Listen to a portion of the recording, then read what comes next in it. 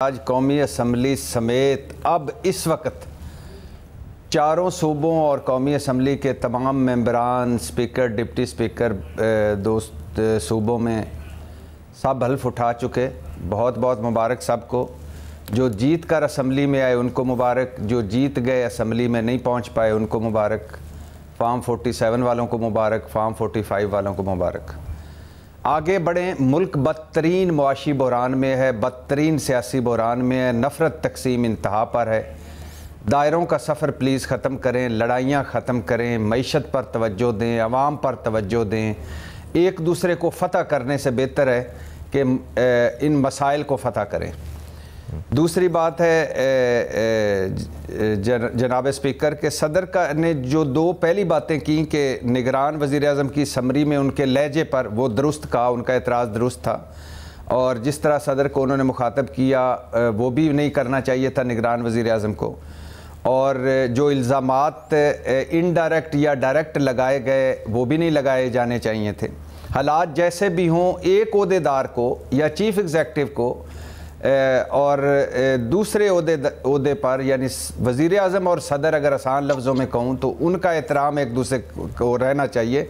कम से कम जब आप ख़तो किताबत करते हैं या कोई सरकारी तौर पर डील करते हैं। जहाँ तक है कि सदर ने खब्बी दिखाकर सज्जी क्यों मारी या सज्जी दिखाकर खब्बी क्यों मारी, तो एक तो उसकी बात बिल्कुल क्लियर थी कि जैसे राजा परवेज़ अशरफ साहब जो अलामती स्पीकर हैं और जो अबूरी स्पीकर हैं जिनके पास आईनी इख्तियारात नहीं, जैसे वो नहीं बुला सकते थे कौमी असम्बली का इजलास, इसी तरह सदर ये नहीं कर सकते थे कि कौमी असम्बली का इजलास ना बुलाएं। तो मेरा ख्याल है सदर साहब जो पहले एक कासम सूरी रूलिंग में, जिसमें सुप्रीम कोर्ट ने कह चुकी है कि उन्होंने आइन की खिलाफ वर्जी की है, तो वो एक केस और फिर दो सदर के खिलाफ और केसेस सुने जा रहे हैं। जैसे पिछली मरतबा मैंने बताया था कि एक तोशा खाना का केस और एक असासे ज़राए आमदन से ज़्यादा केस।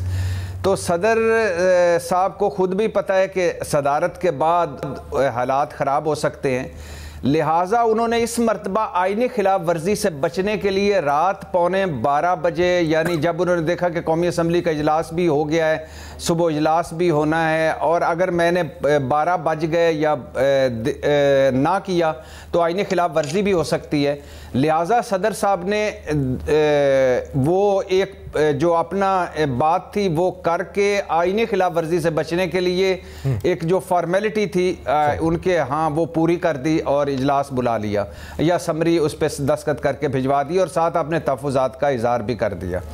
तो मेरा ख्याल है उन्होंने जो वो हीट फील कर रहे हैं, उस हीट आफ्टर सदारत उसमें कोई चीज़ इजाफा करने की बजाय उन्होंने कहा कि ना करूं तो बेहतर है, लिहाजा उन्होंने ये एक फॉर्मेलिटी पूरी कर दी। और उनको पता चल गया था कि अगर वो ना भी बुलाते तो इजलास तो होना ही था,